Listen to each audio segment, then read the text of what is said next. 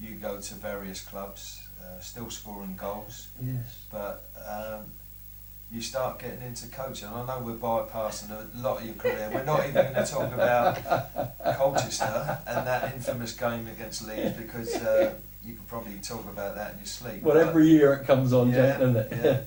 Yeah, I think you've been wined and dined a few times on that I one certainly game. have. So, yeah, to say you played 500 odd games in your career, but people only remember the one game is quite strange, really. Then you get into coaching, and carrying on the Pompey story, you were at Brighton as a youth team coach under the infamous Brian Clough. Yes.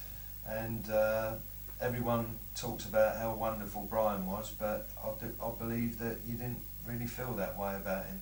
No, he was a lovely person, I suppose, to people that were close to him. And although I don't know of many people, to be honest, who was close with Brian, because Brian was one of those people. I remember he rang me up one night. He said I was up there. He came in the club and shook hands with me. He said, "Oh, I didn't know you was going to be here, Ray." And I was just, fair enough, you know. And I said, you know, what are you doing? I said, "Oh, I'm helping with first team coaching, and I run the youth team as well." So he said, "Oh, okay." So he turned up one day and he said, "Oh, come over to the hotel tonight, Friday night. No, come over on Friday night." He said, "And we'll have a drink together." I said, "Come over about 8 o'clock." So he came over. I went over there, and he came. He was there. He came up, shook my hand. "Oh, thanks for coming over." Bought me a beer. Bought me a pint of lager, and I sat down. That was 8 o'clock, 9 o'clock, 10 o'clock, 11 o'clock, 11:30. He hadn't turned up. I'm sitting there for 3.5 hours like a lemon with 1 point. So obviously we didn't get off on the best side. And we never ever talked about that. I went home and I said to Glenn Wilson, who was the trainer at the club at that time, he was sitting with me. I said, "I'm going home. I've got a wife and kids home." I said, "I don't need this, Glenn." And I went home, and that subject never ever come up again. And I thought, I can't work under this manager. I like to help people. So I applied for the Pompey youth team job, and within sort of 2 or 3 months, I went and saw Brian. I said, "Look, I'm leaving. I'm going to Portsmouth, and my hometown. I'm going to run the youth side down there." Some of the players that you brought through as well have gone on to bigger and better things. I mean, you may be able to name some of the kids that you got through the youth team. Yeah, I was very fortunate in as much that I don't know if they listened to me and did well, or they just did their own thing, or no matter what was there. But yeah, we had, obviously Steve Foster, Graham Roberts. We had great Chris Kamara, didn't we? We got Chris Kamara out of the Navy. A friend of mine recommended him to me, and I said, bring Chris along, and we'll have a look at him. And he's this gangly, tall, 6'2" lad, turns up, and he's running all over the field, and he's passing and heading. And I went straight to Ian St John. I said, Ian, got a great kid here. I said, you ought to have a look at him. And he signed him on straight away. There's no doubt about that. We had Dave Puller and Peter Denyer. Who else did we have? Keith Viney, all local lads, and Billy Eames and Duncan Pratt, all players that, got good careers out of football. And we had a certain player who went on to play a couple of games with Pompey, a bloke called Alan Knight. I left Knightsey to last because he still holds it against me. I mean, Knightsey was just a natural. He was 15 years of age, and I didn't bring him to the club. Tony Barton brought him to the club, and I took him over, as I say, as a team. And Knightsey was just awesome as a kid. And he was playing well in the youth side. He was 15 and a half. We just signed him on as a Greenstaff boy. And I get a phone call from Jimmy Dickinson. "Ray, can you come in?" "Oh, Jim, I'm on holiday."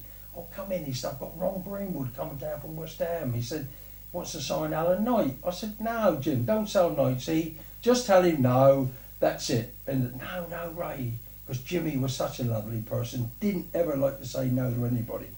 So I go in, we wait for Ron to come. Ron comes in, we talk about everything going on in football except what we've come to talk about, and that's Alan Knight.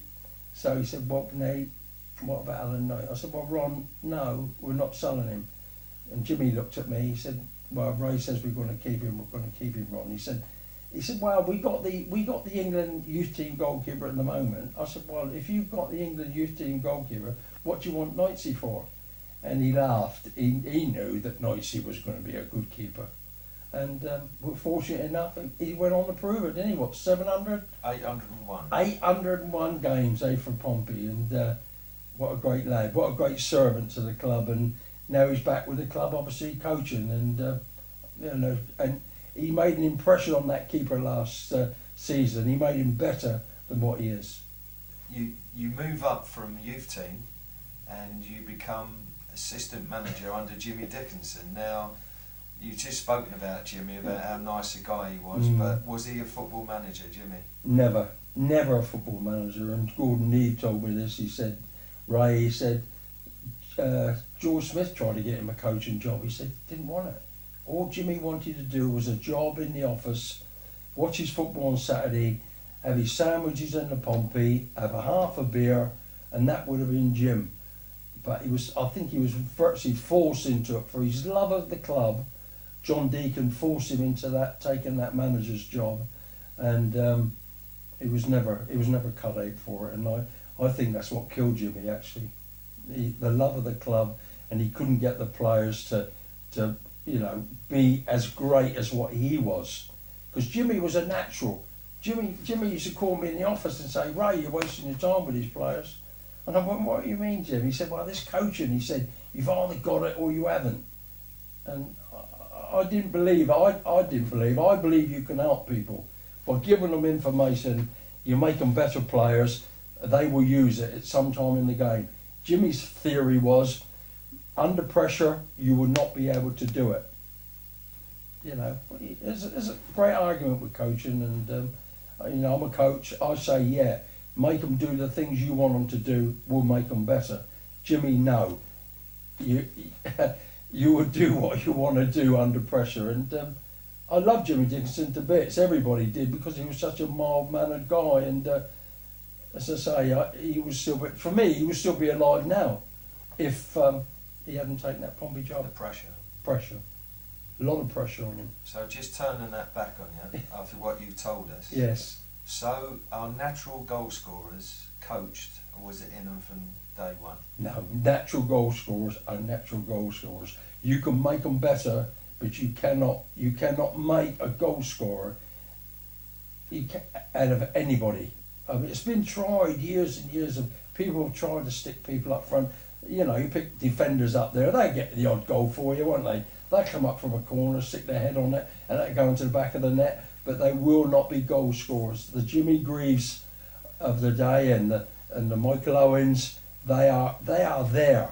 If you can get a goal scorer, work with him, make him better than what he is, yes. But you will not make a goal scorer out of anybody. Good words. Just like to say, Ray, thanks for spending time with us today. Hopefully people enjoy listening to you reminiscing. Ray Crawford, thank you very much.